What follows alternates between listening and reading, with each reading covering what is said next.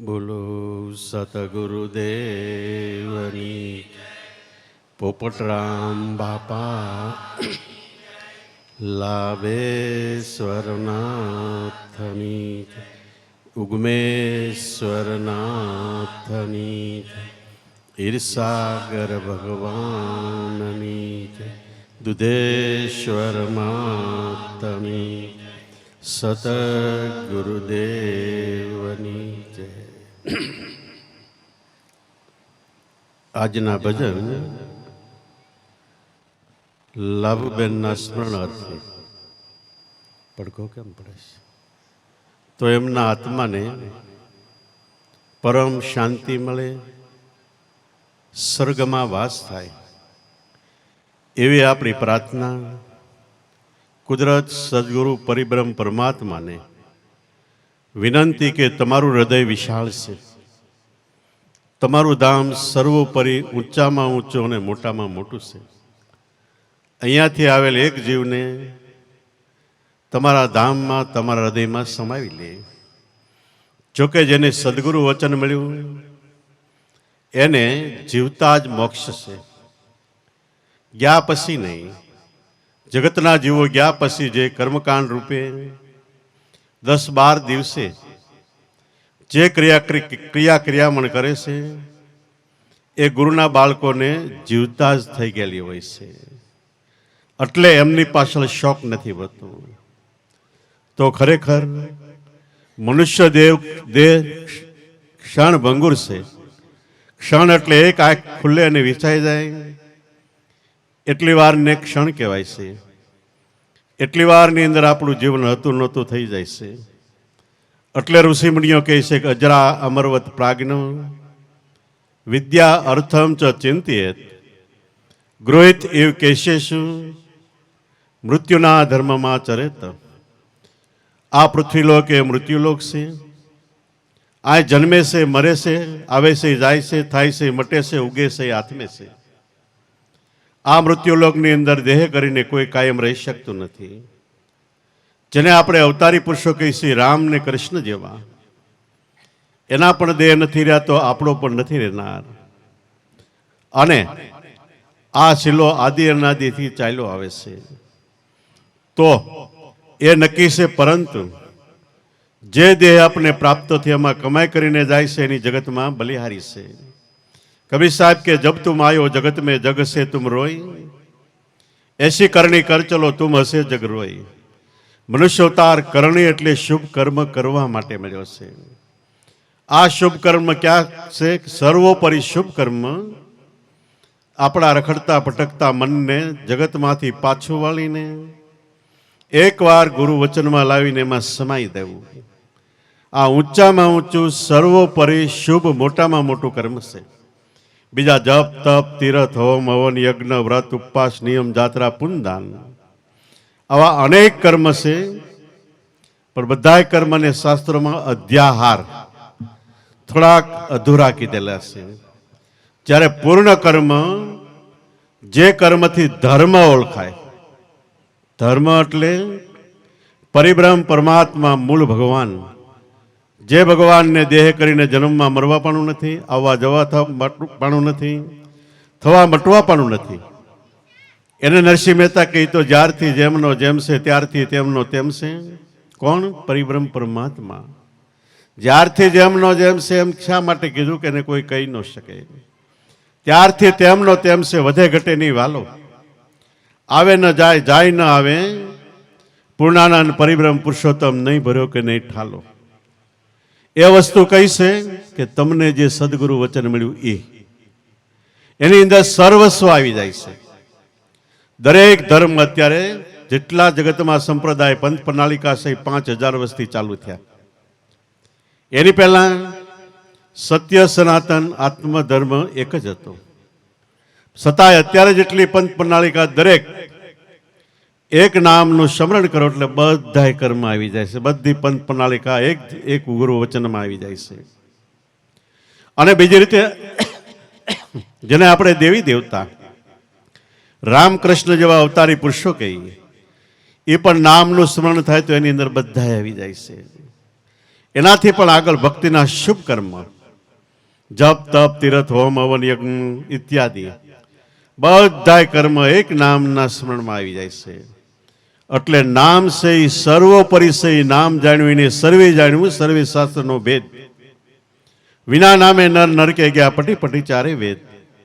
આ નામ જાણ્યું એને બધું જાણવામાં આવી ગયું. પછી જો જાણવા માટે ભટકે તો એની ભ્રમણા છે. આપણે કહીએ એમની આપણા શાસ્ત્રો અને 500,000 વર્ષમાં થયેલા મહાપુરુષોની વાણી તપાસો. બધાએ ભર પેટે નામના વખાણ કર્યા. નામ જાણ્યું અને સર્વે જાણ્યું બધું આવી ગયું. સર્વે શાસ્ત્ર વેદ વેદાંત પુરાણો રામાયણ મહાભારત ભાગવત ગીતા કે ઉપનિષદો બધાનો સાર એક નામમાં આવી જાય છે. વિના નામે નર નરકે ગયા. નામ નથી એને ગમે એટલા શુભ કર્મ કરે, હારા કર્મ કરે, ગમે એટલું પવિત્ર જીવન જીવે, તો પણ નામ વગરનું બધું નિષ્ફળ જાય છે.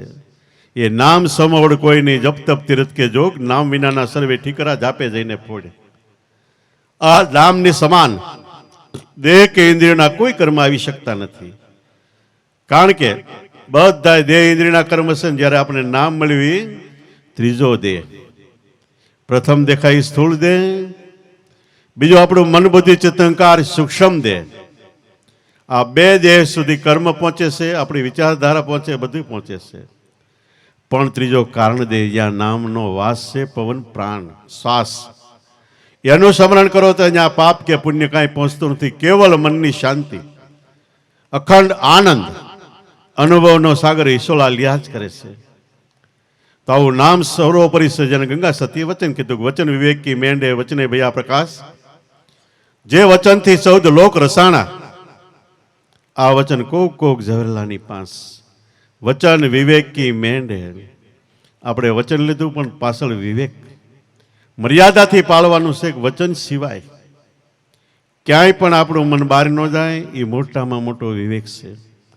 વચન વિવેક કી મેંડે વચને ભયા પ્રકાશ. વચનના આધારે પૃથ્વી જેવા કરોડો અબજોના અબજો બ્રહ્માંડો છે. ચંદ્ર સૂર્ય નિયમિત તપતા હોય, જગતમાં વાયુ હતો હોય, વરસાદ વરસતો હોય, આકાશ થાંભલા વગર હોય, પૃથ્વી શેષમાંથી હોય. દરેકને વચનનો આધાર છે. એટલે દાદા રામદેવજી કે આરે વચને એટલે આરે ધર્મે શેષ નાગે પૃથ્વી તોળી. માથે ધરા ઊંધો ભાર, શેષને ઘેરે કોળંબા રાણી, પણ પૂજ્ય ધર્મ નિજાર, સાચું બોલો વચન વિચારો અવતાર કે પીર રામદેવ. જો આ વચન મળ્યું હોય તો આનો વિચાર કરો કે વચન સવાયો ધર્મ છે, પોતે જ છે કીર્તાર. એ જ પોતે ધર્મ છે ને કીર્તાર એટલે પરિબ્રહ્મ પરમાત્મા એ પોતે જ છે. વળી આરે ધર્મે શેષ નાગે પૃથ્વી તોળી, માથે ધરા ઊંધો ભાર, શેષને ઘેરે કોળંબા રાણી.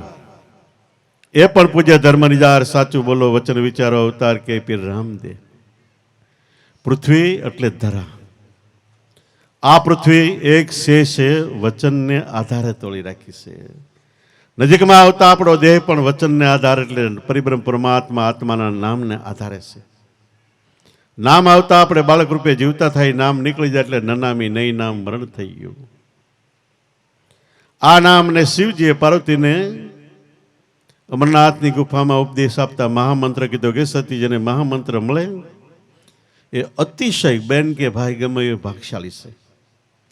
સર્વ પ્રકારે એના દેહને ધન્યવાદ, એના માતા પિતાને ધન્યવાદ, કુટુંબને ધન્યવાદ. અને 7 જન્મ તો ભજન ન કરે તોય મનુષ્ય અવતાર મળે છે.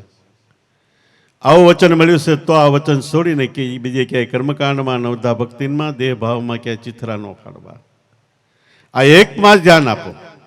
ખાલી વચનમાં વિશ્વાસ રહી ગયો તોય બેડો પાર થઈ જાય છે. તોય બીજે અવતારે સ્વર્ગમાં વાસ. સ્વર્ગમાં એટલે કોઈ આકાશમાં, પાતાળમાં, આજુબાજુમાં ક્યાંય એવી આગવી દુનિયા નથી કે જ્યાં બેઠા બેઠા નિરાતે રહેતા હોય. સ્વર્ગ એટલે 5 ભાઈઓ બહેનો મળીને પ્રેમથી ભગવાન ગુરુના ગુણાનુવાદો ગાતા હોય. ધીમે ધીમે ધીમે અજંપા જાપ, શ્વાસોશ્વાસનું ભજન ચાલુ હોય, જીવતા જાગતું સ્વર્ગ છે. અને કૃષ્ણ ગીતામાં કે અર્જુન આવી રીતે જે અમારા ભક્તો ગુણાનુવાદો ગાતા, અહીંયા હું બેઠા બેઠા ગાય તો ઊભો ઊભો સાંભળું, ઊભા ઊભા ગાય તો હું નાચું છું, ઠેકડા મારું છું. મારા ભક્તો મારા હૃદયમાં છે ને હું ભક્તના હૃદયમાં ઓત પ્રોત છું. મારા વગર કોઈ ભક્તનું હૃદય શૂન્ય નથી. દરેકની અંદર હું રહેલો છું ને શૂન્યમાંથી સર્જન કરીને એના યોગ અને ક્ષેમ. યોગ એટલે ભક્તને જે જોતી વસ્તુ પ્રાપ્ત કરવાનું, ક્ષેમ એટલે એને યોગ્ય રીતે વપરાવવું. આપણને સદગુરુદાતાએ નામ આપ્યું, એ કરોડો જન્મથી આપણો જીવડો જે ઈચ્છતો હતો એ મળ્યો એટલે યોગ થઈ ગયો. ક્ષેમ મળ્યું છે એનો કેમ ઉપયોગ કરવો? કે અમને મળ્યા અંતર્યામી ગુરુજીના ભજન કેમ કરીએ, ભજન કેમ કરવું એ ગુરુ મહારાજ બતાવે કે લેવાય તો રામ નામ લેજે, તને યાદ આવે તે આ નામનું સ્મરણ કરજે. દેવાય તો ટુકડો દેજે. સ્મરણ કરતા કરતા અંતરમાં જે અનુભવના અક્ષર એકડા ઉઠે એ ટુકડો એટલે સમજણ બીજાને દેજે. હીરો પડ્યો મેદાનમાં, દેહરૂપી મેદાનમાં આત્મારૂપી હીરો પડ્યો છે ને હેરાય તો હેરી લેજે. બીજી રીતે જગતની અંદર, જગતરૂપી મેદાનની અંદર સંતો મહાપુરુષો હીરા સમાન જળહળતા જવેલા થઈ ગયા. એને શરણે જઈને તન મન ધનથી સેવી મન વચન કર્મથી પરાયણ બનીને એનો ઉપદેશ ગ્રહણ કરીને અંતર ધ્યાન કરજે. કરવાની વસ્તુ આ છે. આપણા એક ધર્મમાં નહીં, જગતના જેટલા સંપ્રદાય છે, જેટલા ધર્મ છે, બધાની અંદર છેલ્લે ધ્યાન કીધું છે. પછી એ ધર્મ ગમે એ હોય, એના ઈષ્ટદેવ ભગવાનને ગમે એ માનતા હોય એનું ધ્યાન કરવાનું કીધું છે. અને નરસિંહ મહેતાએ જાહેરમાં કીધું કે રાત્રે જારે પાછલી ઘટઘડી સાધુ પુરુષને સૂઈ ન રહેવું. રાત્રિની પાછલી 6 ઘડી એટલે ચોથો પોર. પહેલા પોરે સૌ કોઈ જાગે 6 થી 9, બીજા પોરે કામી સંસારી લોકો જાગે, ત્રીજા પોરે તસ્કર ચોર જાગે, ચોથા પોરે જાગે એ યોગી પુરુષો જાગે છે જેના ભજન સવાયા હોય. એ રાત્રે જારે પાછલી ખટકડી સાધુ પુરુષને સૂઈ ન રહેવું. જેને સાજ આવી છે કે મનુષ્ય જન્મ મને ખાવા પીવા, હરવા ફરવા, મોજ શોખ માટે મળ્યો નથી, પણ મનુષ્ય જન્મ પૂરો થાય એની પહેલા હું પૂર્વે કોણ હતો, અત્યારે કોણ છું, શરીર છૂટ્યા પછી ક્યાં જવાનું એ જાણકારી પ્રાપ્ત કરવા માટે.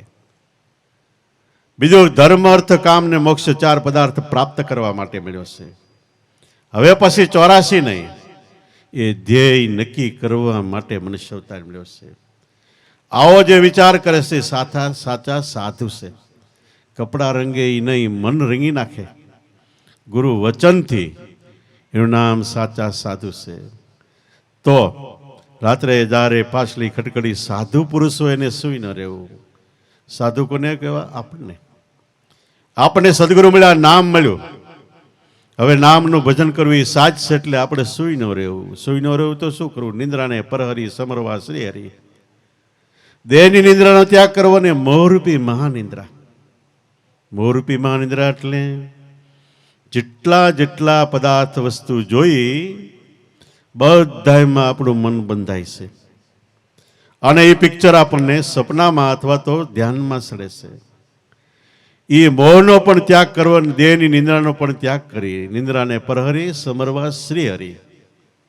શ્રી એટલે કલ્યાણકારી, હરે એટલે ગુરુ વચન મળ્યું એને સ્મરણ કરવું.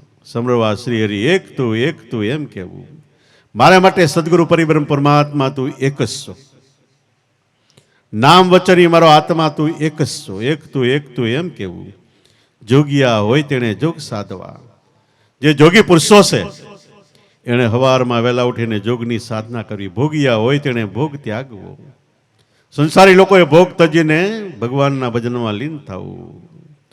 સુકવિ હોય તેને સદગ્રંથ બાંધવા. સારા કવિ હોય એને કવિત્વનું લખાણ કરવું. વેદિયા હોય તેને વેદ વિચારવા. વેદનું પઠન પાઠન કરતા હોય અને વેદને વિચારવું, વેદને વિચાર કરવા.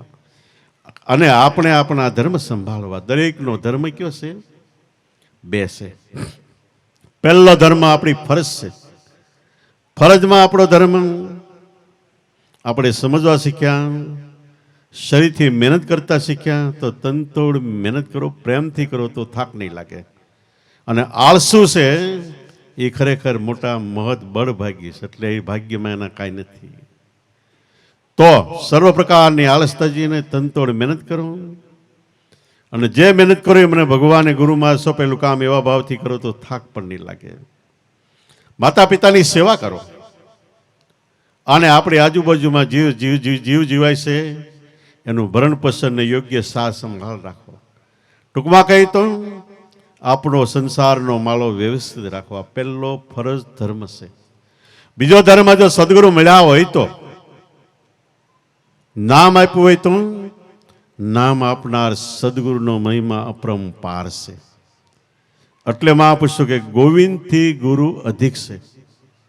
ગોવિંદ એટલે અવતારી પુરુષો. 10 અવતાર મુખ્ય કહેવાય: મચ્છ, કચ્છ, વારા અને નરસિંહ, વામન, પરશુરામ, રામકૃષ્ણ, બુદ્ધ ને કલ્કી.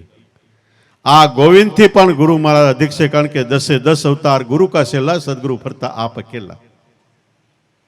10 અવતાર સદગુરુ શરણે ગયા હતા. અને એના ઇતિહાસ તપાસો. કૃષ્ણ 12 વર્ષ ચાંદીપુરી ઋષિને ત્યાં રહ્યા, તન મન ધન લગાવીને સેવા કરીને 12મે વર્ષે તમને જે સદગુરુ ગુરુગમ વચન મળ્યું એને 12મે વર્ષે કૃષ્ણ બલરામને સુદામાને ચાંદીપુરી ઋષિએ આપ્યું હતું. તાલગી તન મન ધનથી તનતોડ મહેનત કરીને સેવા કરી. એવી રીતે રામ પણ ગુરુ વશિષ્ઠ મુનિના આશ્રમે 12 વર્ષ રહીને આ યોગ પ્રાપ્ત કર્યો, એટલે ગુરુગમ ગાયત્રી મેળવી. એ ગાયત્રીનો ઉપદેશ આપતા વશિષ્ઠ મુનિ રામને કે, હે બાપ હે રામ, અજંપા નામ ગાયત્રી મુનિજનોના મોક્ષદાયિની, યશ્યા સંકલ્પ માત્ર ને સર્વે પાપે વિમુચ્યતે. હે બાપ હે રામ, તને અજંપા નામની એટલે જપ ખાધા વગર, પોરો ખાધા વગર ઓટોમેટિક ગાયન ચાલે છે. એ ગાયત્રી જે ગાય એ તરી જાય એનું નામ ગુરુગમ ગાયત્રી. એ આપું છું ને યશ્યા, એનો એકવાર બરોબર સંકલ્પ થઈ જાય. સંકલ્પ કેવી રીતે? દેહભાન ભૂલાય ને. યશ્યા સંકલ્પ માત્ર સર્વે પાપે વિમુચ્યતે. કરેલા કરોડો કર્મ, પાપ કર્મ એ પણ સમાપન, નાશ પામે છે. તો કર્મનો મર્મ લેવો વિચારીએ. આપણે શું કરીએ છીએ, કેવું જીવન જીવીએ છીએ, આપણી રહેણી કેણી કેવી છે, આપણું વર્તમાન કેવું છે. સદગુરુ મળ્યા પછી આપણે કેવું ભજન કરીએ છીએ, કેટલું ભજન કરીએ, એ વિચાર કરો. એ કર્મનો મર્મ લેવો વિચારીએ. આવી રીતે નરસિંહના નાથને એટલે ગુરુ વચનને સમરતા ન આવે જન્મ મરણની ફેરી. ફરી વાર જન્મ મરણ નથી આવતું. તો દરેક મહાપુરુષોએ ધ્યાન કરવાનું કીધું. શા માટે? કે આપણને જે વસ્તુ મળી પરિબ્રહ્મ પરમાત્માનું મૂળ સ્વરૂપ છે, નામ છે, એનો કોઈ દિવસ નાશ નથી. કાકભૂષણજી અને ગરુડજીનો યોગ વશિષ્ઠ મહારામાયણમાં સંવાદ છે. એમાં કાકભૂષણજી ગરુડજીને કહે, ગરુડજી, માતા, પિતા અને ગુરુ, જગતની અંદર 3થી કોઈ મોટો દેવ નથી.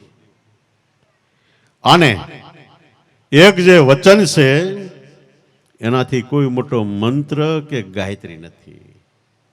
ત્યારે ગરુડજી પૂછે છે, વાત સાચી છે, પણ તો જગતમાં આભાસ માત્ર શું અને શાશ્વત શું? આભાસ એટલે દેખાવાપણું, દેખાય છે એવું શું, પાછું મટી જાય એવું શું? અને શાશ્વત એટલે કાયમ હાજરાજર રહેશે એવું શું? ત્યારે કાકભૂષણજી કે, પહેલા તો તને તારે ઉપર સમજાવું કે તારો દેહ છે એ આભાસ માત્ર છે. આપણો માનીએ છીએ પણ એક દિવસ આપણો નથી. દેહ આભાસ છે, દેખાવ પૂરતો છે. એકવાર ખલાસ થવાનો, હળગાવી દેવો પડશે. બાળક જન્મેથી જેટલું વજન હોય એટલું હળગાવી દીધા પછી રાખ વધે, એટલે આપણે કઈ રાખમાં મળી જવાનો. તો દેહ આભાસ માત્ર છે. દેહની અંદર આત્મા. આખી જિંદગી દેહમાં ચેતન જીવ પૂરીને રહીને આંખથી જોવડાવે, કાનથી સંભળાવે, મોઢાથી બોલાવે, હલન ચલન ક્રિયા ક્રિયામણ કરી બધું કરનાર આત્મા એ શાશ્વત છે. એ કોઈ દિવસ મરતો નથી. ફરીવાર દેહ મરે છે ને જન્મે છે, આત્મા જન્મતો કે મરતો નથી. કાયમ છે, નિત્ય છે, અખંડ છે.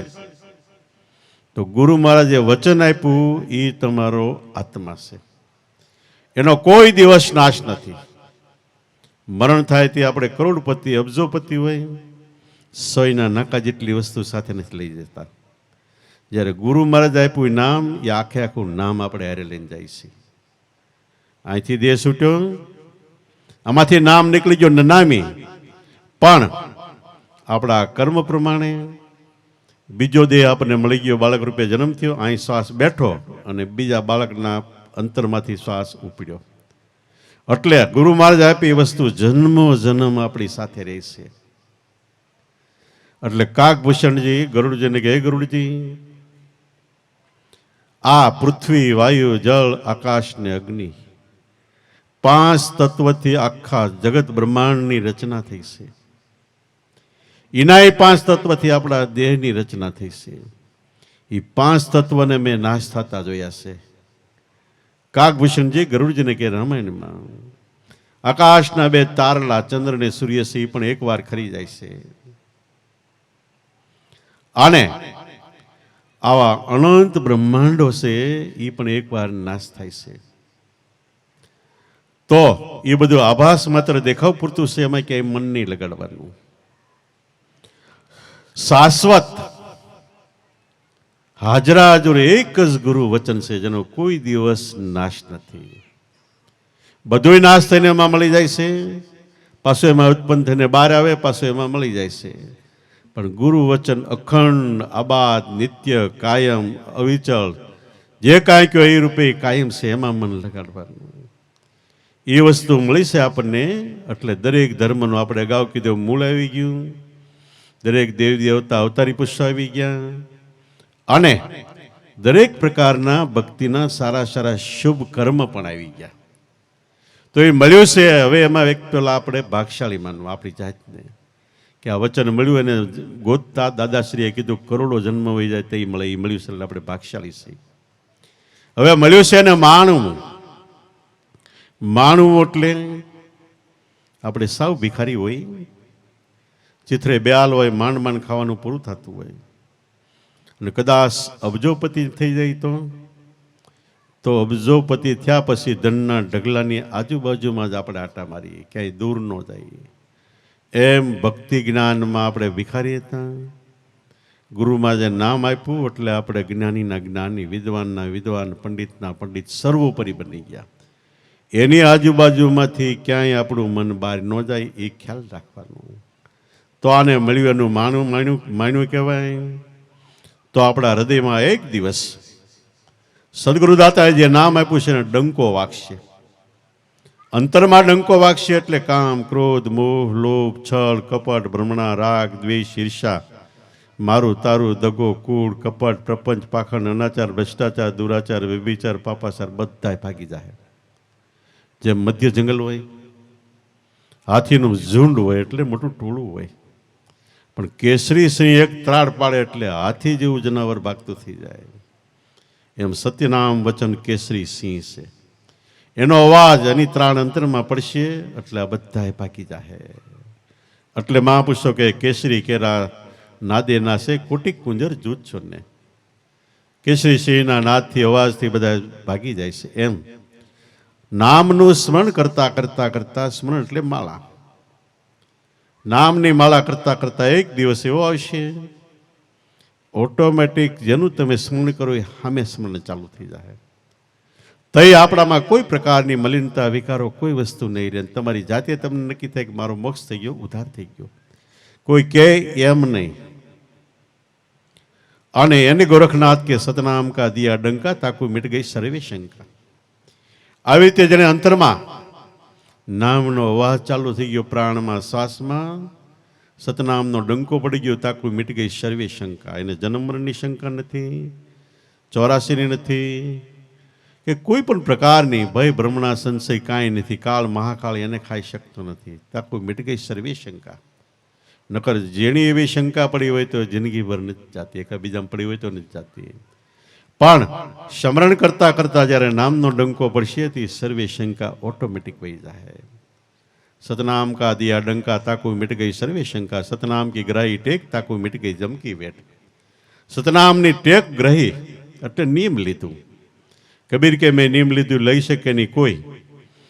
એક શ્વાસો મારા ગુરુના ભજન વગર ન બોલું તો મને બ્રહ્મહત્યાનું પાપ હોય. આવું જેને નિયમ લીધું, સતનામ કી ગ્રાહી ટેક, તાકુ મિટ ગઈ જમ કી વેઠ. ત્યાં જમ નથી આવતા. જમ એટલે શિંગડા પૂછડાવાળા કોઈ રાક્ષસ કે કોઈ એવા જમના દૂત નથી. પણ જ એટલે જન્મ ને મ એટલે મરણ. બેયની વચ્ચે ભક્તિ ભજન સિવાયના જે કર્મ થાય એ બધા જમશે અને ભોગવવાનો વારો આવે. પણ નામનો ડંકો પડી ગયો છે હૃદયમાં, નામની ટેક ગ્રહણ કરી લીધી. એક શ્વાસો મારા ભજન વગરનો ભૂલું તો બ્રહ્મ હત્યાનું પાપ હોય. કબીર કે મેં ટેક લીધી. આવી ટેક લીધી તો જમકી વેઠ મટી ગયા. જમ એને અહીંયા આવતા નથી, ઓટોમેટિક પાછા વ્યા જાય છે. सतनाम का दिया डंका ताकू मिट गई जमकी, सतनाम का दिया डंका ताकू मिट गई सर्वे शंका. सतनाम ने गराई टेक ताकू मिट गई जमकी वेट. सत्यनाम का ऐसा आधार આવે કુટુંબમાં ખેલો નોધારા. નામ વચન મળ્યો તેનો આધાર છે કે આનાથી જગતમાં તમે નિર્ભય સ્થાનમાં છો. આ વૈકુંઠમાં ખેલો નોધારા. તમને કોઈના આધારની જરૂર નથી, કારણ કે નામ છે સર્વોપરી છે. આ વૈકુંઠમાં ખેલો નોધારા. હવે અવધૂત અવધૂત કાંઈ શું બોલો, 21 બ્રહ્માંડ કા તાળા ખોલો. અવધૂત એટલે મસ્ત દશા.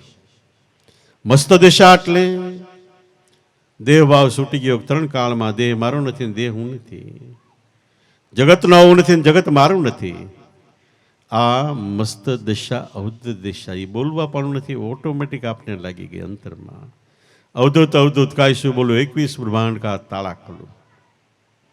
21 બ્રહ્માંડ આપણો દેશ છે. પગનો અંગૂઠાથી નાભી પરા સુધીમાં 7 પાતાળ કહેવાય છે. પાતાળ, તલાતલ, સુતલ, વિતલ, અતલ, મહાતલ, રસાતલ ઇત્યાદિ. નાભીની આજુબાજુમાં 7 ખંડ છે. નાભીથી ઉપર 7 આકાશ છે. 7 લોક કહેવાય છે. સત્યલોક, ભૂરલોક, ભવરલોક, મહલોક, સતલોક, પટલોક ઇત્યાદિ. 7 તેરી 21 બ્રહ્માંડનું આપણું શરીર છે. એવી રીતે જગત પણ 21 બ્રહ્માંડનું છે. આ તો સમજાવવા પૂરતી વાત છે, બાકી તો દેહ તો એક જ છે. તો 21 બ્રહ્માંડ કા તાળા ખોલો એટલે આખા પગના અંગૂઠાથી માથાના શિખર સુધી રોમે રોમની અંદર પરિબ્રહ્મ પરમાત્મા ચેતન રૂપે ગાજી ગયેલ છે. એનું કારખાનું આપણા પ્રાણમાં નામ વચન એનું કારખાનું છે. એમાં ધ્યાન આપ્યું એટલે આખા દેહનું જ્ઞાન વિજ્ઞાન બધું આવી ગયું. 21 બ્રહ્માંડ કા તાળા ખોલો. તો એવી રીતે દરેક મહાપુરુષોએ નામના વખાણ કર્યું છે. અને કોઈ એમ કીધું નામ જાણ્યું એ સર્વે જાણ્યું. અને જીવન બાપા કે સતનામ ભજન વિના નહીં નિસ્તારા જાગ મૂર્ખ મન ક્યું સુતા. જાગી જા તો ચોરની લોટે જખ મારેગા જમદૂતા. સત્યનામ ભજન મળ્યું છે, એના વગર કોઈ બીજું ભજન કરશો તો નિસ્તાર પાર છેડો નહીં આવે. કારણ કે આ ભજન સર્વોપરી ઊંચામાં ઊંચું ને આત્માનું નામ છે. બીજા બધા દેહના નામ છે. ગમે દેવી દેવતાનું નામ લેવો, ગમે અવતારી પુરુષોનું નામ લેવો, દેહના નામ આવશે. તમને જે ગુરુ વચન મળ્યું છે દેહનું નહીં, આત્માનું નામ છે. અને સ્મરણમાં એટલે ધ્યાનમાં બેસશો, નામનું સ્મરણ કરશો તો વૃત્તિ આપણી અંતરમાં છે તો જ સ્મરણ થાય. વૃત્તિ બહાર જાહે એટલે નામની માળા અટકી જાય, ઊભી રહી જાય. એટલે નામનું સ્મરણ મનને સ્થિર કરવા માટેનું પહેલું પગથિયું છે. અને બીજા કોઈ પણનું નામ લેવો તો બહાર ગમે એ નામ લેવો ને આપણું મને અંતરમાં ફરતું હશે ને રખડતું હશે, બેય થાય.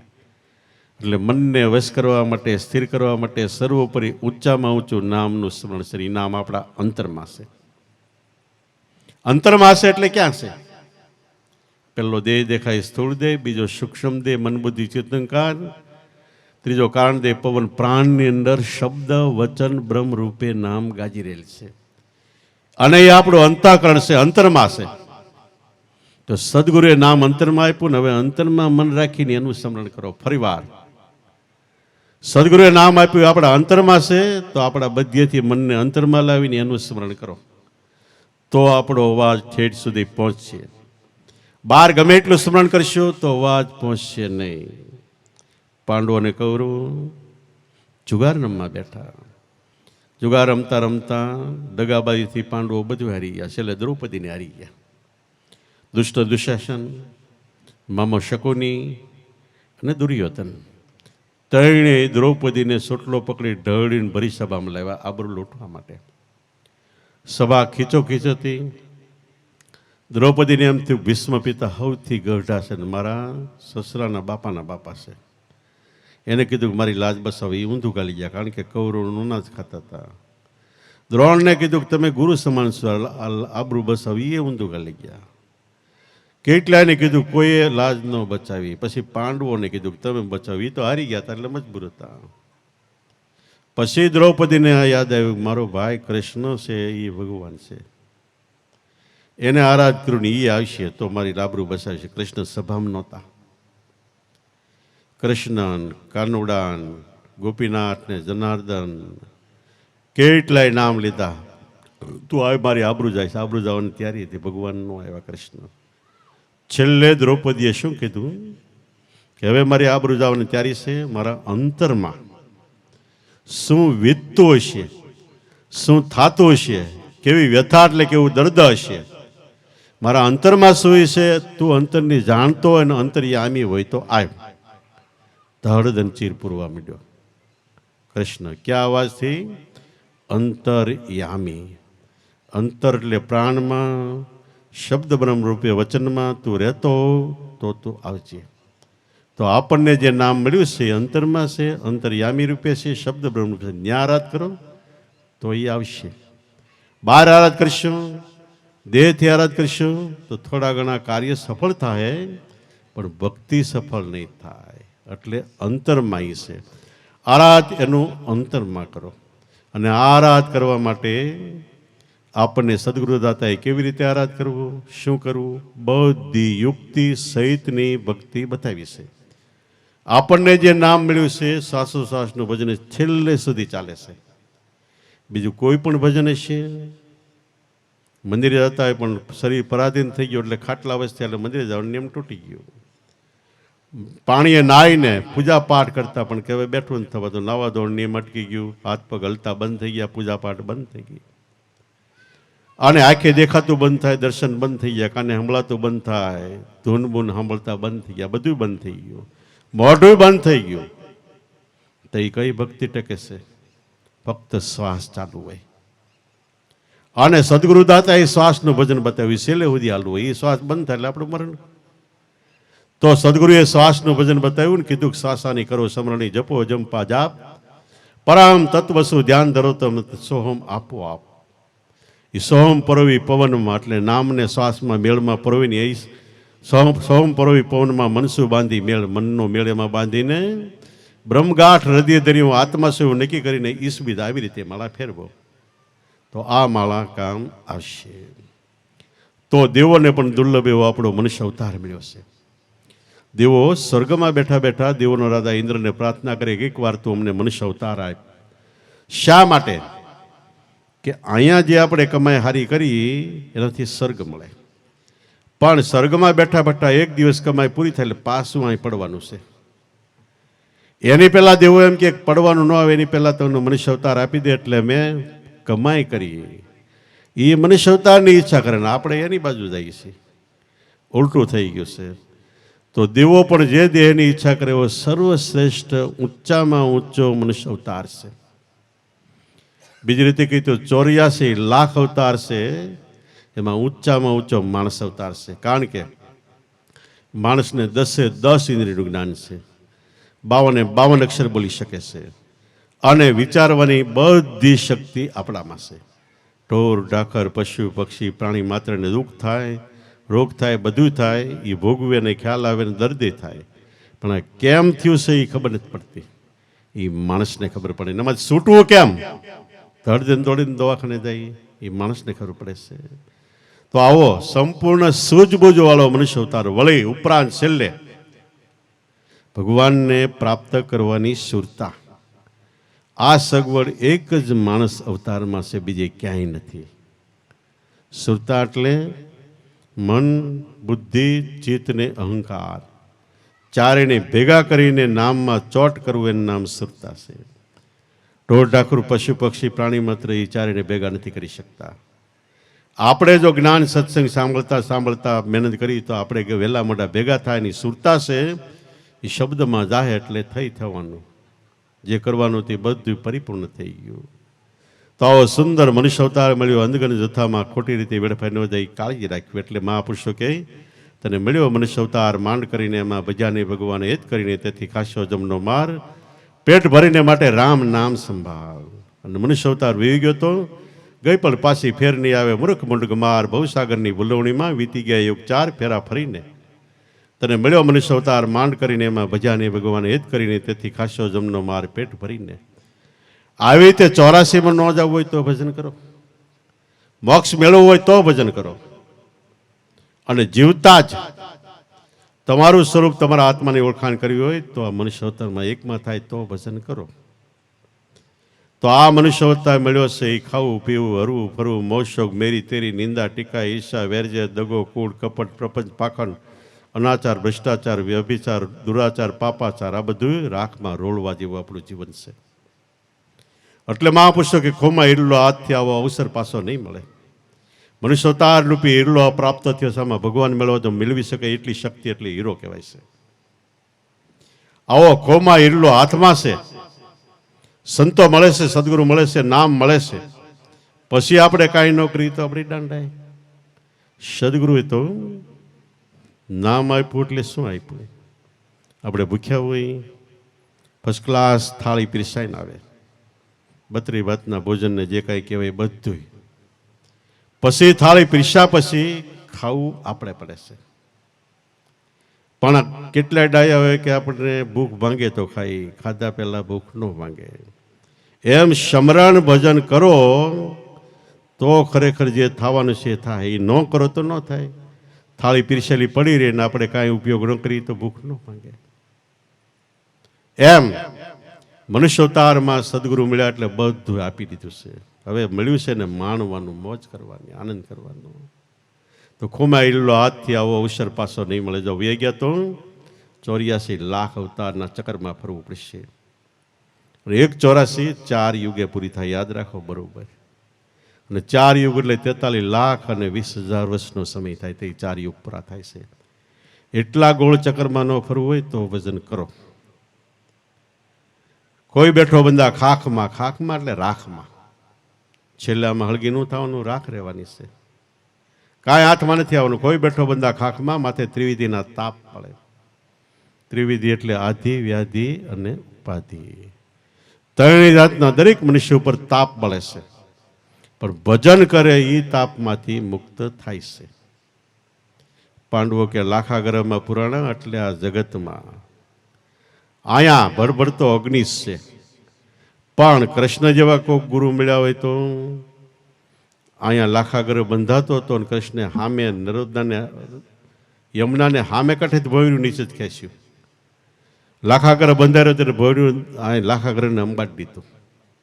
એવા સદગુરુ મળ્યા હોય તો એ ત્રિવિધના તાપમાંથી કેમ સટકવું, એ ભોયરું દ્વાર શ્વાસોશ્વાસનું ભજન બતાવે છે. હામે કાંઠે નીકળી જાય છે આપણે તો. ખરેખર મોતી પડ્યું મેદાનમાં મૂર્ખ્યા મૂલ્યના શું કરે, સંત ઝવેરી આવી મળે તો સદગુરુ શાન કરે. મોતી પડ્યું મેદાનમાં, દેહરૂપી મેદાનની અંદર આત્મા રૂપે મોતી પડ્યું છે. એટલે ટૂંકમાં કહી તો આપણો ભગવાન આપણી સાથે જ છે. જે ભગવાન પુસ્તકમાં રામકૃષ્ણ રૂપે લખેલા છે, ફોટાની અંદર ચિતરેલા છે, મૂર્તિની અંદર ઘડેલા છે, એ ભગવાન પ્રગટ સાક્ષાત આપણા દેહ મંદિરમાં આપણો આત્મા મોતી સ્વરૂપે છે.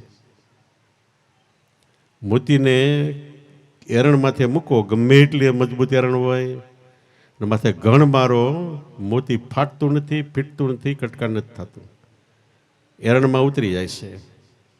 એમ આપણું આત્મારૂપી મોતી છે, એ કોઈ દી ભાંગતું નથી, એના કટકા નથી થતા, કારણ કે નિરાકાર છે.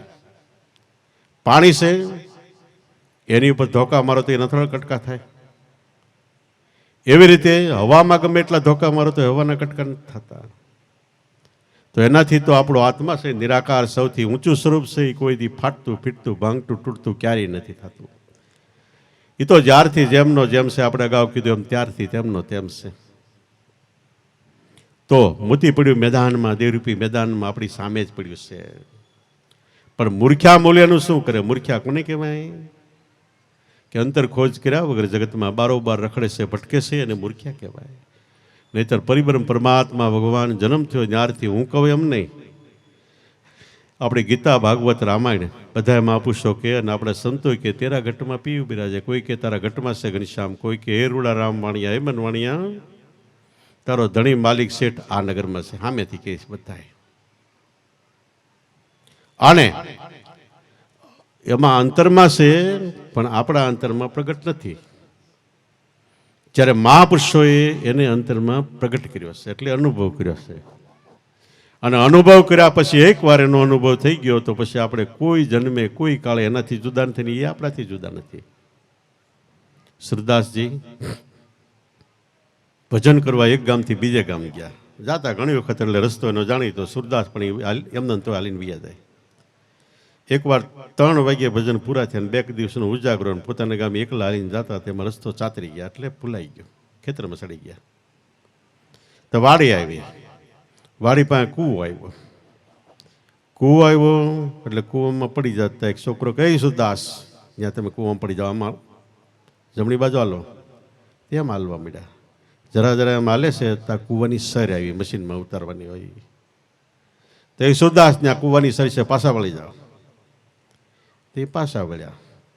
3જી વાર તોય પડી જાત ને ઓલે છોકરે બાવડું પગને ખેંચીને મૂકીને આગો વી ગયો. સુરદાસ કે અત્યારે 3 વાગ્યે આ વગડામાં તું છોકરો કોણ છો? કે નક્કી તું બાલકૃષ્ણ હોવો જોઈએ. તું ઓલો દાંત કાઢવા માંડ્યો. તો સુરદાસ ઠેકડો મારીને કે આજ તો હાલો કીધુંનું ભજન કરું, આ પ્રગટ આવ્યો છે એમ કરીને પકડીને ભેટવા જાય. તો ઓલો ઠેકડો મને આગો વી ગયો. પણ અવાજ પ્રમાણે વળી તો સુરદાસ એ બાજુ દોડ્યા તોય આગો વહી ગયો. 3જી વાર દોડ્યા તો આગો વહી ગયો. એટલે સુરદાસ કે તારે જવું હોય જતા, કે તું મારા હૃદયમાંથી નીકળી જા તો તને સાચો માનું.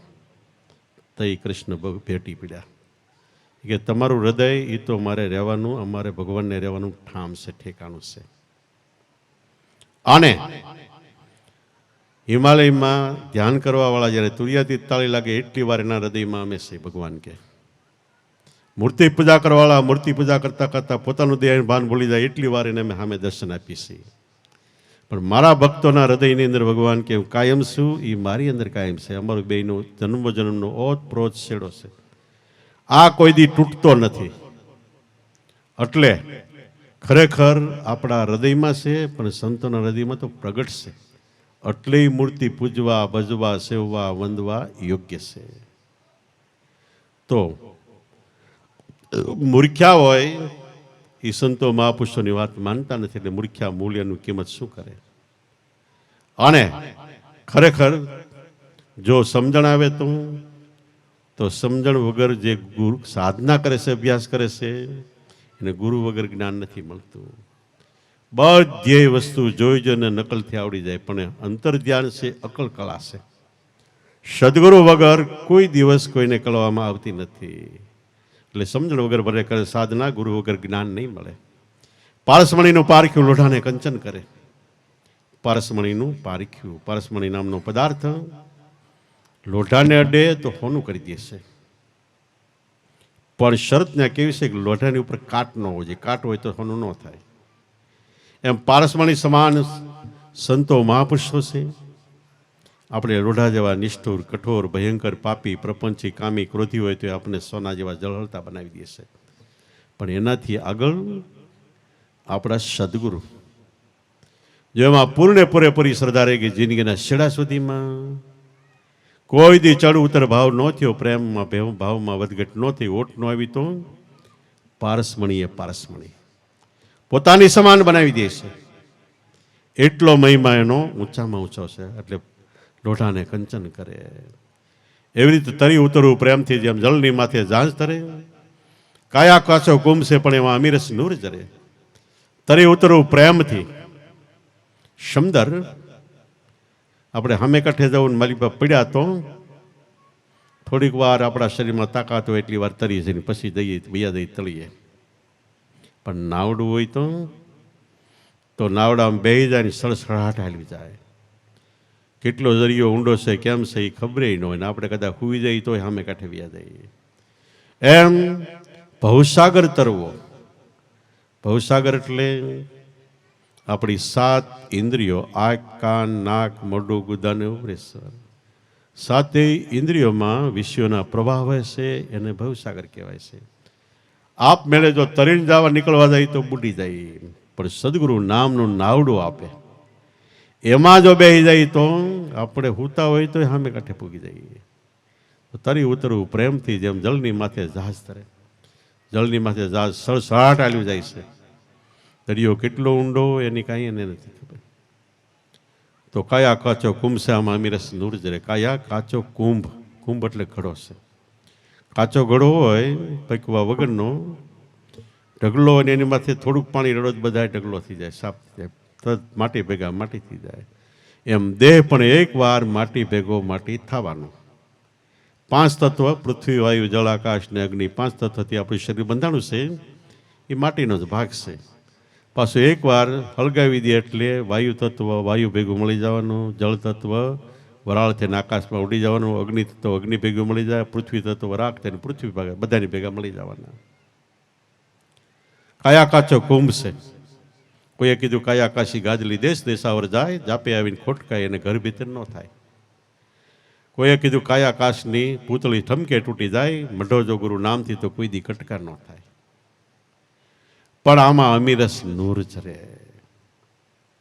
સદગુરુ મળે એના કહેવાના સિદ્ધાંત પ્રમાણે આપણા મન પવન સુરતી વ્રતીને વાળીને અંતરમાં લાવો, ગગનઘર લાવો તો સંતો તમે અમરપદ પાવાનું. વાળીને અંતરમાં આવી જાય તો બીજે રખડવા પણ નથી. ઘટમાં ગંગા, ઘટમાં જમના, ઘટમાં મેરુ મંડાણા, તરણને ગગન બધું ઘટમાં દેહમાં દેખ્યું, ઘટમાં સર્વે સમાણા.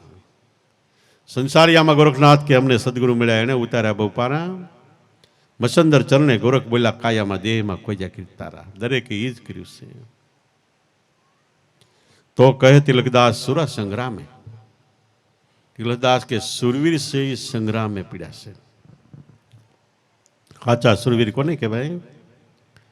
કે પહેલાના જમાનામાં ગામની ફરતી બાજુ ગઢ હતા, અને બીજો રાજા સળી આવે એટલે ગઢની ઉપર બિંગલ વગાડે. એટલે સુરવીરો હોય, ખાતા હોય, કામ કરતા હોય, ગમે કરતા હોય, બધું પડતું મૂકીને તલવાર અને બખ્તરને ઢાલ લઈને કૂદી પડે, બહાર નીકળી જાય. આમે 1000નું દળ કટક હોય તો એ વિચાર નથી કરતો પહેલો પૂગી ગયો એ કે આ એક બધા આવે તીકડે હારે જાવ એમ નહીં. એ તો પહેલો લડવા પૂગી જાય. અને 1000ની આગળ હું રાય જેટલા કટકા થઈ જાય એમ નથી વિચાર કર્યો. તો મંડે બટા જટી બોલાવવા. કદાચ માથું પડી જાય તો એવા સુરવીરો ધર લડે છે. અને એવા સુરવીરો સડ્યા રણ સંગ્રામે, રણમાં પડી જાય. રાજા આવે એની પહેલા મરી જાય. અમારી પાસે ચાપરાજવાલાનું સરખા છે. સરખામાં ચાપરાવાલાનું રાજ હતું, બાજુમાં રાજમહેલની બાજુમાં જોગીડો હતો. અને આ સાપરાજવાળો ખાય એટલે અડધી થાળી રાખે, એ જોગીડો ખાય એની એઠી થાળીમાં. 12 વર્ષ ખાધું. એક વાર રાજાએ જોગીડાને કીધું, જોગીડા, તો કે તું મારી થાળુનું મારું એઠું ખાવાનું કાંઈ મરમ સમજશો કે? તો કે હા બાપુ. તો કે હું? કે તમારામાં જે રાજવાળાના લક્ષણ છે એ મારામાં આવવા જોઈએ તો હું સમજો કેવા કે. તો કે એ તારામાં આવી ગયા? એ કે બાપુ ટાઈમ આવશે ને તે બતાવાય કે. અને ત્યાર પછી થોડાક ટાઈમે સાપરાજવાળાના ચરખા ઉપર બીજા રાજ્યનું દળકટક ચડી આવ્યું. એટલે સાપરાજવાળાએ કીધું પેલા જોગીડાને બોલાવીને અને ગઢની રાંગ ઉપર ચડાવો કે, અને અહીંયા 3 નાડે બાંધ્યો 3 ઢોલ મૂકવો કે. પેલા લડાઈમાં ઢોલ વગાડતા એટલે સૂર્યને બૂકો ચડાય. અને આ બાજુ સાપરાજવાળો ગામમાં માંડ્યો તૈયારી કરવા. તારે આ લડાઈમાં તલવાર લેવીને, તારે ભાલવું લેવું, તારે આમ લડવું તેમ લડવું તૈયારી કરતો હતો. જોગીડો ઉપર ચડાવીને માંડ્યો ઢોલ વગાડવા. ઢોલ વગાડતા વળતા એટલું સુરાતન ચડ્યું ને, ઓલાએ કીધું ને મારું મર્મ કાંઈ સમજ થાળી નો, એ એને યાદ આવ્યું. ઢોલ તોડ નાખ્યો એક, બીજો લીધો, બીજો તોડ નાખ્યો, ત્રીજો તોડ નાખ્યો, 3 ઢોલ તોડ નાખ્યા. પછી એને થયું હવે લડવું છે ને યારે. 3 નાડે બાંધ્યો તો 3 નાડા તોડીને ઓલી બાજુ પડ્યો. જ્યાં હામો રાજા હતો એની પાસે પડ્યો. એની તલવાર આંચકી લઈને એનું ધડ મસ્તક જુદું કર્યું. અને આખા પાળને હામું જે દળ કટકતું એને કેટલાને મારીને કેટલાને બગાડ્યા. તા સાપરાજવાળો પેલા જોગીડો ઉપડતો નથી લાગતો, બારીક પડ્યો લાગે છે કે મરી ગયો છે. ડેલો ખોલ્યો તા જોગીલાનું ધડ પડી, માથું પડી ગયેલું, ધડ લડતું હતું. આનું નામ સાચા સુરવીર છે. તો આની અંદર આ માથું નથી કાપવાનું, આપણું મનરૂપી માથું ગુરુ શરણમાં પડી જવું જોઈએ. અને પડ્યું ક્યારે કહેવાય? એના બોલે બોલ, વચને વચન પ્રમાણે આપણી જીવનની લીલા ચાલે, આપણું જીવનનું ચરિત્ર આખું એ પ્રમાણે ચાલે. આપણે મન વગરના થઈ જાય, અમન બની જાય તો આત્મા છે. એટલે કહે તિલકદાસ સુરા સંગ્રામે મર જીવા નર મોજું કરે, મરીને પછી જે જીવન જીવે એ મોજું કરે. આપણે એમ થાય મરીને પછી જીવવું શું કામનું? હાઈવે રોડ ઉપર ખાંભો છે, ખાંભા ઉપર લખ્યું છે કે આ ખાંભાની નીચે અઢળક દ્રવ્ય સોનામરનો ખજાનો છે, પણ આ માથું મૂકે ને એને મળે. કે આખો દિવસમાં કેટલાય વાંચતા જાય કે માથું મૂક્યા પછી મળે તો ગોળણ ગાડા ભરે, આપણે શું કામનું? કે એમાં છેલ્લે સાંજે એક શૂરવીર નીકળ્યો. એ કે ભલે ને માથું પડી જાય બીજાને કામ આવશે ને. એ માથું મૂકવા ગયો તો ખાંભો ઉકળીને આગો પડ્યો, દ્રવ્ય પ્રાપ્ત થયું. એમ એકવાર આપણું મન મૂકી દે ગુરુશરણમાં તો મને રહી જાય છે, અને અઢળક દ્રવ્ય એટલે અનુભવનો અંતરની અંદર ખજાનો ખુલી જાય છે. કહે તિલકદાસ સુરા સંગ્રામે મર જીવા નર મોજું કરે, મરીને જે જીવન કરે, જીવન જીવે એ મોજું કરે છે. ધારણા બાંધો ધર્મની તો નમતે ત્રાજવે તોડે. ધારણા વિશ્વાસ રાખો, શ્રદ્ધા રાખો, ભાવ રાખો, પ્રેમ રાખો.